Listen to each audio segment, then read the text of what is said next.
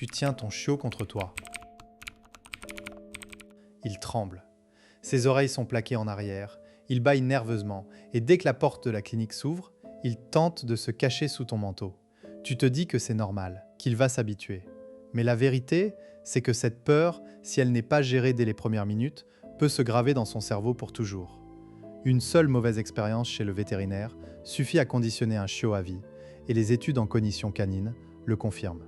Pourtant, la plupart des propriétaires commettent exactement les mêmes erreurs instinctives. Ils arrivent stressés, ils forcent leur chiot à subir des manipulations sans préparation, et ils repartent avec un animal qui associe désormais la blouse blanche à une menace. Tu ne veux pas que ton chiot devienne ce chien adulte qu'on doit museler pour une simple vaccination. Alors aujourd'hui, on va casser ce schéma. D'ici la fin de cette vidéo, tu sauras exactement comment faire pour que ton chiot considère la clinique vétérinaire comme un lieu ordinaire, voire agréable. Tu auras un plan précis avec des techniques éprouvées par la science pour éviter la phobie vétérinaire avant même qu'elle ne s'installe. Tu comprendras pourquoi l'habituation médicale est cruciale pendant la période de socialisation de ton chiot et tu repartiras avec des exercices à appliquer dès aujourd'hui. Le faux paradigme le plus répandu, c'est de croire qu'il faut socialiser son chiot en l'exposant à tout sans préparation. On t'a peut-être dit « emmène-le partout » chez le vétérinaire, au parc, en ville, il s'habituera. C'est faux. L'exposition sans contrôle, c'est le meilleur moyen de créer une peur durable. Le chiot n'apprend pas à gérer la situation, il apprend à avoir peur du contexte. Prends l'exemple des vaccinations. Tu arrives avec ton chiot de 3 mois, tout content, le vétérinaire l'attrape, lui plante une aiguille dans le cou. Le chiot a mal, il a peur. En une seconde, son cerveau associe la clinique, l'odeur, les instruments, les blouses à une expérience négative. La prochaine fois, il tremblera en entrant. Et si tu répètes ce schéma 3, 4 fois, le conditionnement est ancré. Voilà comment naît la phobie. Ce que les gens ignorent, c'est que les chiots ont une fenêtre de socialisation critique, qui se ferme vers 14-16 semaines. Pendant cette période, tout ce qu'ils vivent laisse une trace profonde. Si les visites chez le vétérinaire sont systématiquement associées à la douleur ou à la contrainte, tu rates une opportunité unique de faire de la prévention. Le problème, ce n'est pas le vétérinaire, c'est l'absence de conditionnement positif préalable. Le mécanisme caché derrière tout ça, c'est l'habituation médicale. Le fait d'habituer ton chiot aux manipulations vétérinaires avant qu'elles ne soient nécessaires, dans un cadre positif. Les recherches en éthologie canine montrent que les chiots qui subissent des manipulations courtes, douces et récompensées, dès l'âge de 3 semaines, développent une meilleure tolérance au stress médical. L'étude d'Overall sur l'habituation médicale chez les chiots confirme que des séances de 5 minutes par jour, avec des manipulations progressives, réduisent significativement les réponses de peur lors des visites ultérieures. Le principe est simple. Tu dois désensibiliser ton chiot à chaque étape d'une consultation. L'odeur de la clinique, les surfaces, le contact avec les mains, l'examen des oreilles, de la bouche, des pattes et bien sûr les injections simulées. Tout ça, tu peux le faire chez toi, à ton rythme, avec des récompenses de haute valeur. L'objectif, c'est que chaque manipulation soit prédictible et positive. Voilà comment on met ça en pratique. Imagine un chiot nommé Oscar, un border collie de 8 semaines, adopté par Julie, 32 ans, designer graphique à Lyon. Julie a fait tout ce qu'on lit sur Internet.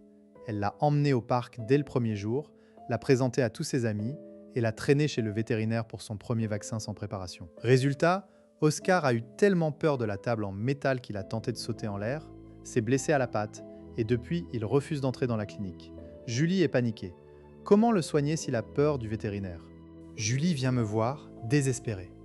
Je lui explique que tout n'est pas perdu, mais qu'il va falloir réapprendre à Oscar ce qu'est une clinique. On commence par un travail de désensibilisation systématique. Première étape, on reproduit l'environnement à la maison. Je lui demande d'acheter une table pliante similaire à celle du vétérinaire, de la sortir dans le salon et de mettre des friandises dessus. Oscar doit monter volontairement, sans contrainte. On y passe 3 jours. Le 4e jour, Julie pose sa main sur le dos d'Oscar pendant qu'il mange des friandises sur la table. Puis elle simule une prise de température avec un doigt lubrifié et récompense. Chaque séance dure 5 minutes maximum et on s'arrête avant qu'Oscar ne montre des signes de stress. Ensuite, on passe à l'odeur. Je demande à Julie de rapporter un gant en latex usagé de la clinique. Elle le laisse traîner près de la gamelle. Oscar renifle, s'habitue. Puis on ajoute un stéthoscope en plastique, on le touche contre son flanc en donnant du poulet.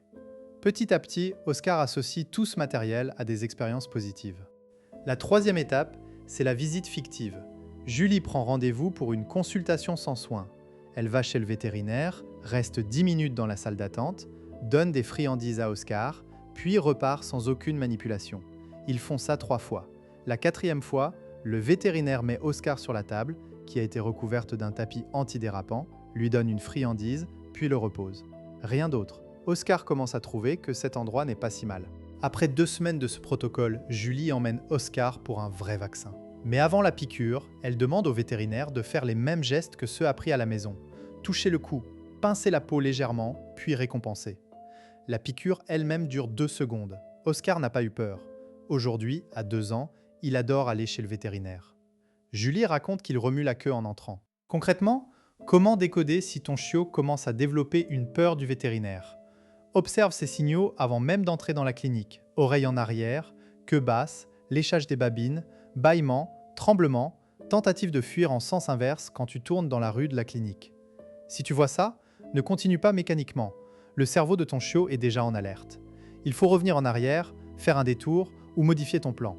Autre indicateur, à la maison, si ton chiot se cache quand tu sors la cage de transport ou que tu mets ton manteau pour aller chez le vétérinaire, c'est le signe que le conditionnement négatif a déjà commencé. Tu dois alors tout stopper et refaire l'habituation depuis le début. Les conséquences d'ignorer ces signaux sont graves. Un chien phobique du vétérinaire peut devenir dangereux pour les soignants, ce qui conduit à l'utilisation de la muselière, de la contention forcée, voire de la sédation systématique. Cela peut aussi retarder des soins vitaux. Ton chiot peut cacher sa douleur ou sa maladie par peur, et toi, tu risques de ne pas t'en rendre compte avant qu'il ne soit trop tard. Sans compter le stress chronique qui affecte son immunité et son bien-être général. Voici donc 3 techniques concrètes que tu peux appliquer dès que ton chiot a 8 semaines. Technique numéro 1, l'habituation tactile progressive. 2 fois par jour, pendant 3 à 5 minutes, manipule ton chiot comme le ferait un vétérinaire. Commence par toucher ses pattes, puis ses oreilles, sa bouche, son ventre, son cou. Utilise une main calme et après chaque contact, donne-lui une friandise. L'objectif, c'est qu'il reste détendu et qu'il associe la manipulation à quelque chose de positif. Si tu sens qu'il se tend, reviens à une étape précédente. Par exemple, pour le cou, tu peux commencer par le caresser, puis pincer doucement la peau, comme pour une piqûre, et récompenser. Au bout de quelques jours, ton chiot acceptera ces gestes sans sourciller. Exemple. Prends un chiot nommé Léo, un Golden Retriever de 9 semaines. Sa propriétaire, Sophie, habitante de Bordeaux, a suivi ce protocole. Chaque soir, elle installait Léo sur ses genoux, lui massait les oreilles en disant « oreille » d'une voix douce, puis lui donnait un morceau de fromage. En 1 semaine, Léo tendait la tête quand il entendait le mot. Sophie a même simulé une injection en touchant le cou avec un doigt puis en récompensant. Résultat, chez le vétérinaire, quand l'aide-soignant a palpé le cou de Léo, il a remué la queue. Le vétérinaire était impressionné. Technique numéro 2, la visite de familiarisation sans soins. Avant le premier vaccin, emmène ton chiot à la clinique simplement pour dire bonjour, reste dans la salle d'attente 5 minutes, donne des friandises, puis repars. Ne demande aucun soin. Fais ça au moins 2 fois avant la première consultation réelle. Tu peux aussi demander à l'équipe vétérinaire si tu peux passer en dehors des heures de pointe pour un entraînement. Beaucoup de cliniques acceptent ce genre de demande. Le chiot apprend que cet endroit n'est pas toujours associé à la douleur. Exemple avec Exact Words. Tu arrives à la clinique, tu dis à ton chiot « Clinique, on va voir des amis », d'un ton joyeux. Tu entres, tu t'assois, tu sors une friandise de haute valeur, du poulet cuit, du fromage. Tu restes détendu, tu parles à ton chiot calmement. Si un employé s'approche, tu lui demandes de donner une friandise aussi. Puis, tu repars sans consultation.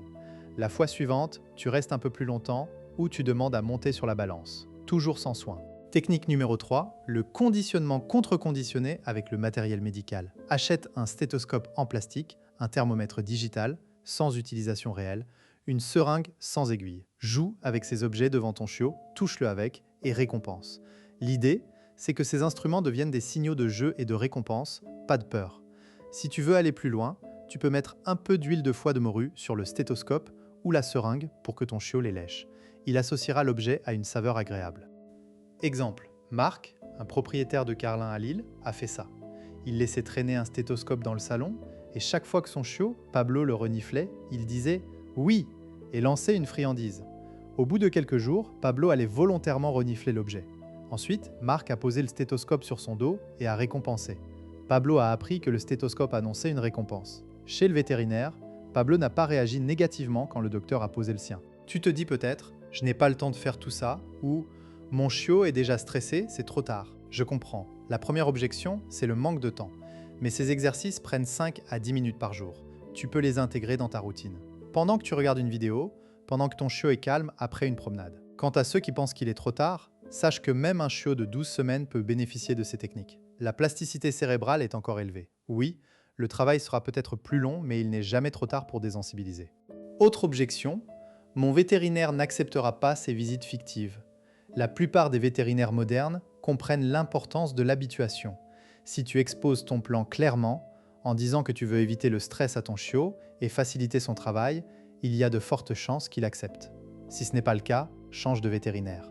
Un bon professionnel doit être partenaire de l'éducation de ton chien, pas un obstacle. Enfin, tu pourrais te demander, et si mon chiot est déjà adulte et a peur, les mêmes principes s'appliquent mais il faudra être plus patient. Commence par des séances de désensibilisation à la maison, puis des visites fictives et si nécessaire, consulte un comportementaliste. Mais l'idéal, c'est de commencer avant que la peur ne s'installe. Voilà pourquoi ce que tu fais aujourd'hui, avec ton chiot de 8 à 12 semaines, est crucial. Pour conclure, rappelle-toi que la peur du vétérinaire n'est pas une fatalité. C'est le résultat d'un conditionnement que tu peux influencer. En investissant 5 minutes par jour dans l'habituation médicale, en organisant des visites de familiarisation et en utilisant un conditionnement positif, tu donnes à ton chiot les clés pour traverser les soins vétérinaires sans stress. Ton vétérinaire te remerciera et ton chiot vivra plus sereinement. Alors, prêt à mettre en place ces techniques? Commence aujourd'hui, avant la prochaine visite. Si tu veux aller plus loin, télécharge le guide gratuit des manipulations médicales pour chiots dans la description.